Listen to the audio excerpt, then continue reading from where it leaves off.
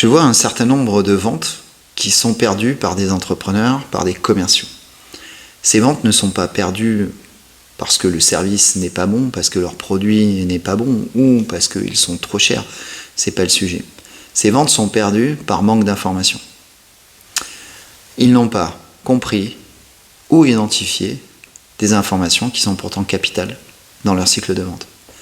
À ça, il y a deux raisons. La première raison, c'est la préparation. Manque de préparation de l'entretien. La deuxième raison, c'est un manque ou une non-application de méthodes de vente qui sont pourtant connues.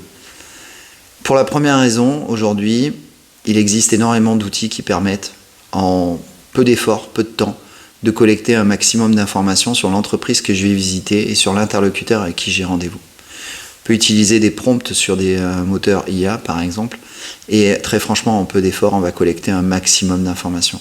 Ces informations sont nécessaires pour montrer qu'on a préparé son rendez-vous, pour déjà collecter de l'information qui permet d'environner l'entreprise et son interlocuteur.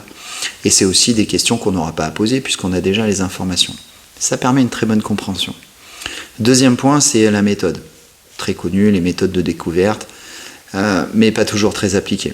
En fait, je me rends compte que très souvent, les personnes ne savent pas réellement ce qu'elles doivent trouver.